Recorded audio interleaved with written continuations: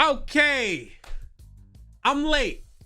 Gaming news for the week of January 25th. So what that means is you're gonna get this, and then you're gonna get another news video this coming Saturday, as long as I'm on time. I cannot guarantee it. Let's not waste time. First things first, congratulations. This isn't necessarily gaming news, but it's Markiplier. Markiplier's indie horror movie is overly successful. Iron Lung, a smash hit at the box office. I think he had a $3 million budget. 3.6. No, he had a $3 million budget, and he brought in 21 million against that $3 million budget, which is a major W. He only launched in 7 territories. Here the specific quote says, Iron Lung, the low-budget horror film written and directed by YouTuber Markiplier based on a video game of the same name, launched big at the global box office this weekend. It earned 21.5 million globally, with an impressive 17.8 million coming from domestic theaters and 3.6 million internationally, having launched in just 7 territories. That's a major W to be able to go from content creation on YouTube to being in film and having a lower budget and being able to have a return like that. A lot of movies with huge budgets don't actually even get out of the red all year long. So that's a major W for Markiplier. Shout out to Markiplier. Moving on. What did I do? Hello? All right, I think we're good. Oh my God. Oh. All right, we don't give a fuck. All right, Jeffrey Epstein. Look at his face. He got banned from Xbox Live, bro. In 2013, the ban notice cites harassment, threats, and/or abuse of players. So there was an agreement in the state of New York in partnership with Xbox to ban sex offenders off of the Xbox Live platform. And they got his ass. This is in 2012. Xbox and other gaming companies began working with New York State to ban registered sex offenders from their platforms. Sony, EA, Warner Brothers, Disney, Blizzard, and Apple were also a part of the agreement, according to a 2012 New York Times article. They banned his nut ass off the platform. I thought he was on there talking shit. You know what I'm saying? But there is something even bigger than this that involves this guy here.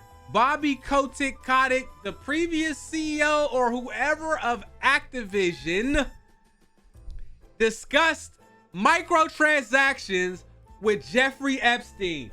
Here's the thing. Somebody will say this is not news. It is news, bitch. Because you guys have been warned by other players, by other content creators, by streamers, YouTubers, and all sorts of people in the street and on the internet about the microtransactions, and the continual glaze of the microtransactions continues. I could go back to the beginning of the years of my podcast from like 2013, when I knew that this shit was going to go in a place we didn't want it. And even then, up till today, you still gonna hear this bullshit. Oh, that's cosmetic. You don't have to buy it. There are psychological triggers and things that impact the motivation to purchase things, as well as stuff that is just morally wrong to do. But you know what? You say something about that, they'll get upset with you as if you're the billionaire that is shoveling microtransactions into all these kids' lifestyle. Disgusting shit. Now, getting into the more specifics of the matter, here we go. Several major players in the video game industry had ties to Jeffrey Epstein. Recent released documents have revealed that Leslie Benzies, former president of Rockstar North, has been accused by touching on people he shouldn't be touching. His former girlfriend, who was also a victim of Epstein stuff, now It is the turn of Bobby Kotick, the former CEO of Activision Blizzard, to be named. He exchanged emails with Jeffrey Epstein in 2012 on a specific subject. They discussed the implementation of microtransactions within the Call of Duty franchise to, quote, indoctrinating kids into the economy.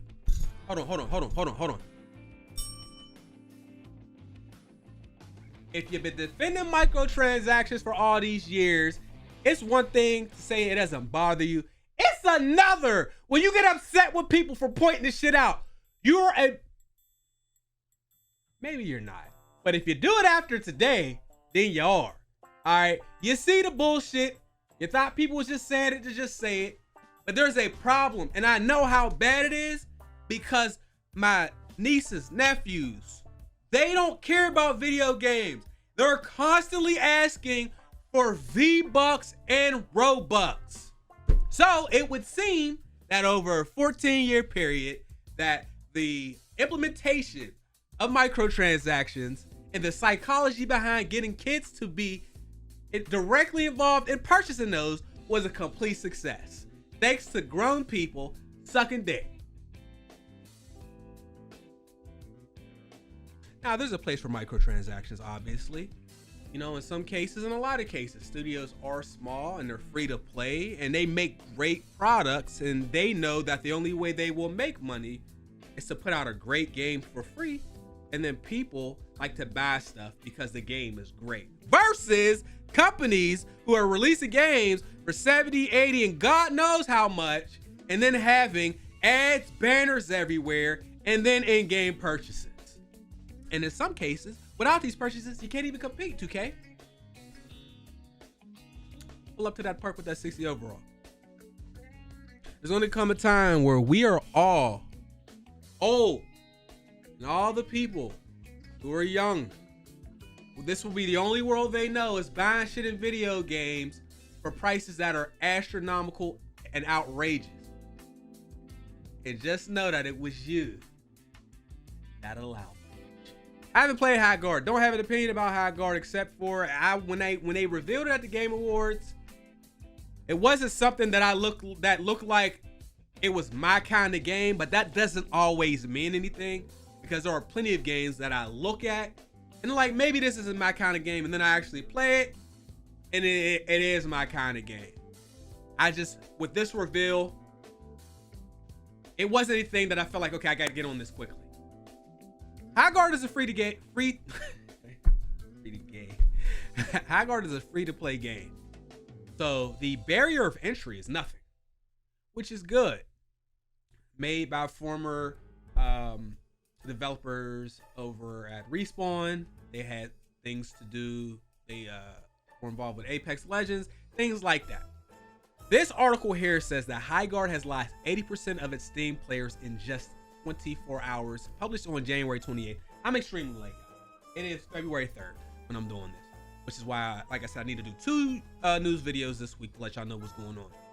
Now that the figures are in, a free-to-play game, anyone can hop in and try Highguard, and a number of high-profile streamers made it a top-viewed game on Twitch for a time. We'll talk about that in a second.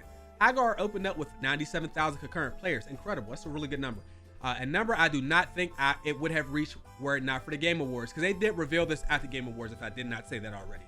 Went from 97,000 to 19,000, 80% drop in just 24 hours. That's significant. Of course, it's hard to retain a player base from the first day of the game that's free to play anyway, especially if a lot of the people are just checking it out. There is a culture associated with trying out games on Twitch and stuff like that. So you're going to see, it's not uncommon to see things like this. How many games have you guys seen where a lot of streamers were playing it and then they weren't playing it? I'm always going to pick on Schedule 1 and Power World, and there's a couple other games. Now, their drop-offs weren't 24 hours, but there is going to be some kind of drop-off, and they're going to talk about the reasons why they think the drop-off exists, so we'll get to that. I'm not too caught up in concurrent players. The only thing that matters for concurrent players is if there's not enough players on the game for you to find matches. Other than that, none of these numbers would do anything for me, as it really does not run great on, there were many reasons it does not run great on PC. Something Wildlight is working on to people just plain not vibing with the game. The team has said that they do not need a sky-high player count and want to develop a game for its core audience who stick around. I love that. I absolutely love that, because it's not about I'm going to try to get as many people as possible. It's more about I'm going to find my audience, get them something they'll really enjoy, and I'm going to try to keep them for as long as possible. That's really probably the philosophy that more games would do better with, instead of chasing outrageously large player bases and numbers, especially when it's going to be filled with casuals who only play this game until their game or the next game that piques their interest comes out. We see this time and time again every year. There's everybody flocks to a game or a few games, but that they only play it for a couple weeks to a couple months until the game they really want to play comes out, which is the annual stuff that people typically play, the casual games, which I play those too. So there's nothing wrong with that. I'm just saying they're there for a good time, not a long time. So if you focus on people that are there for a long time, there's less of them, but you're going to retain them more. So it's great to hear that. This could be corporate speak, but I don't know. Now, the game has launched and it has a 37% positive score on Steam, classifying it as mostly negative. Damn. I think you take issue with players who played for 10 minutes and gave it a bad review because they couldn't get connected to the server. But yes, I think spending a day or so with the game is enough to make a judgment. I have also seen a significant woke DI culture war situation. Don't even get me started on those people.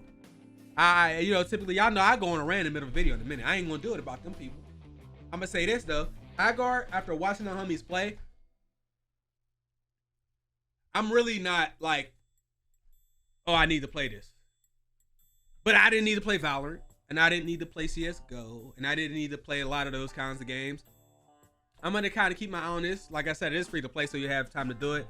But I will say, whenever we look at reviews for products, it could be video games or physical goods, it is important to look at a lot of the 1 stars and stuff to see why they're doing it.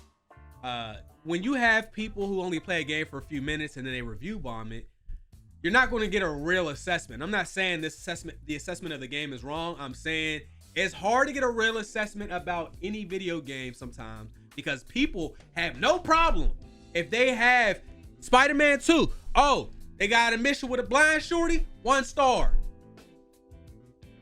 Here's my question. How many hours do you think is a fair amount of hours do you think somebody needs to have to be able to critique a game? There are more specifics about Highguard right here. Here are the quotes. It was disappointing final game reveal at the Game Awards 2025 ceremony. Performance issues. And I will tell you, it's the PC community, Steam, they do not play about performance issues. You can have a great game. When performance issues is there, they're gonna get in your ass. Ask Cyberpunk, ask Star Wars, Jedi Survivor, ask Black Myth, ask anybody. You're gonna get these reviews that state that 3v3 mode doesn't work on a map so big. So I like more critiques like this. This is more catered towards the actual game, the core of the game itself, to give you a better idea of what it was like outside of performance and other stuff like that. The gear phase is boring. Character designs are bland. Missing game chat and party features at launch. It tries to be too many games. I like this. We've seen this with games before. I've seen a quote. A game for everybody is a game for nobody. So we've played games that are trying to do too much, trying to appeal to too many people, and somewhere in that design, the philosophy of the core game gets lost, and now you're just playing just a bunch of randomness. Too many cooks in the kitchen, too many ideas. When I was watching Highguard, when I was watching the homies play, I really had a hard time figuring out exactly what was, because 1 minute they're capturing something, then they're moving payloads. There was just a lot of stuff going on. This one is pertinent to what we said earlier, expensive in-game currency. And yo, nothing's funnier than I read expensive in-game currency and I look down and look at Jeff Keighley's face. Moving on, because we're going a little long this time, okay? Okay. GTA 6 not having a physical disc at launch wouldn't be a huge deal, analyst says. I think this is Matt Piscatella. I know a lot of people don't care about physical games. I try to get physical whenever I can, but being a content creator and having to always be against clock, a lot of times I do get digital games. if I wasn't, and I wasn't trying to play games on the first day for my own personal enjoyment or to create content, I would get as many physical games as possible. I still get physical, like I said, when I can. It's just not always possible. But that being said, the idea that a game, because GTA 5 is the most profitable piece of media in human history by far. With those kind of things in place, I just can't understand if this rumor is true, because it very well may not be, why you would launch GTA 6 without a physical release. I really don't care. The physical media still is pretty cool, especially for y'all motherfuckers that buy used games. You should know. You bought a used game in the last 2 years, shut your mouth, bro. You like physical games. People got game share and other stuff, but this says that it may be digital only release with the game coming to a market on a physical disc 3 or 4 weeks after launch, or possibly until 2027. I don't think this is true. I hope not. I hope not. Moving on. Nintendo responds to Switch game censorship that left dispatches Yiddies permanently covered with black boxes. My boys, if you never played Dispatch, everything you heard about the game that's positive is true. It is a workplace humor, especially for people that love narrative games, especially in the Telltale style of games, as well as some of the other companies. I can't remember some of the other company names. Not important. Anyway, the game's funny. They definitely, I seen a toxic green dick with physics like 4 times. I was raging, but there's titties in the game. So all y'all dudes will be gooning and all that. Just don't buy for the Switch. That shit's disabled. You can't turn it on. People are upset. I didn't know y'all even play games like that on Nintendo Switch. You learn something new every day. But if you look, and I ain't gonna lie, on this scene right here, you can't see it because they have it blocked out on IGN. You can see a little piece or the outside of the edges of the shit, and bam, not on Nintendo though. It's over. Speaking of y'all doing all that, I see what y'all did with Stellar Blade on PC. Well, I didn't see it, but I see them sales, and I know why you're doing it. All right, platinum the game on PlayStation. Talk to me nice. Not to get too much into this, because we really don't even talk about stuff like this on here, but there's a reason I'm gonna cover this. Xbox hardware revenue has been dropping for 2 years straight. I don't think this is a surprise to anybody. The price of consoles is one of the main reasons. When stuff is more expensive now than it was at launch, when we're in any other time period a year out from getting a new console, nobody would be able to pay or want to pay the prices that it would cost for this. There's other stuff about the Xbox brand that has impacted the ability for them to sell consoles since the Xbox One generation, the generation that Phil said himself was the worst generation to lose. So that has a impact on this. The specifics don't really matter.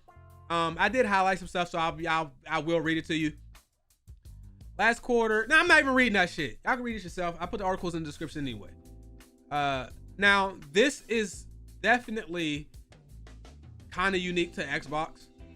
For comparison's sake, we have evidence that neither the PlayStation 5 nor Nintendo Switch have had this much trouble on scaling systems at this stage in their respective life cycles, and certainly not as far back. Whatever, that's all fine. Why am I saying this to you guys? I'm saying the reason I have this article up here, by the way, do check out my reactions to the Xbox Developer Direct. I see 4 really good games, and I need all of them. The reason I'm saying this, I think there's going to come a time where when it's time to buy new consoles and really make a decision, because a lot of us make decisions for what consoles to get because our friends have a console, and that was especially true before crossplay. Now that there's crossplay, I think people are a little more free to just get whatever. You'll still be able to play, and you get on Discord party chats and you're good to go. However, people still buy consoles as like a unit, so there are some things to think about if you're going to get an Xbox, as far as the future of how they're handling their console, the push for PC and Fire Sticks and other stuff. But I do think there needs to be an evaluation for the customer to decide whether or not they want to continue to get an Xbox or not, based off of what they have going on here. There may come a time where they manufacture less consoles because they're having a harder time selling them, making it harder for you to get one. There may come a time where they decide that they're just going to go and be third party. These are things to think about. Maybe none of this happens and you just keep getting your Xbox. Like I have every Xbox. I'm sure a lot of y'all have every Xbox. So, but do consider something like this. With the price of the hardware going up, We're at the end of the console life cycles for this whole generation for both consoles. And then there's other factors. So just do keep that in mind. And when news like this can have some trickle down effects on the games we get as well. Call of Duty. Call of Duty developer Sledgehammer has seemingly been working on an action RPG, but I'd still be shocked if it's alive. Sledgehammer Games was secretly working on some type of action RPG. I don't know if they're still working on that shit. Neither does the person that wrote this article. I just thought it was interesting.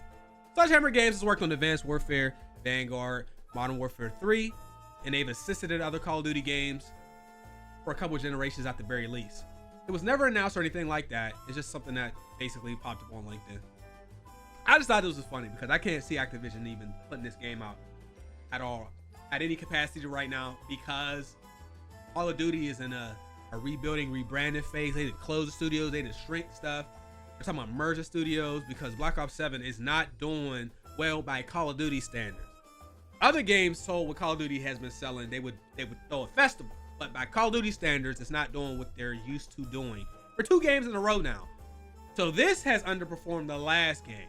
So I can't see with all that going on and Activision canceling and delaying projects they already had, RPG coming out. And you might have people say, well, why would I want to play games from people that make Call of Duty? It's a horrible take, my boy. I've told y'all before that some people are really artistic and creative. They end up getting their dream jobs as game developers, and they have these great ideas. You have genius game developers who then are just put on to Madden, 2K, Call of Duty, and their ideas never get to come out. If you look at, and I'm gonna show y'all, I've already mentioned Guerrilla Games. They went from Killzone to Horizon. I don't think anybody's gonna question which one of those games is objectively better and more well received.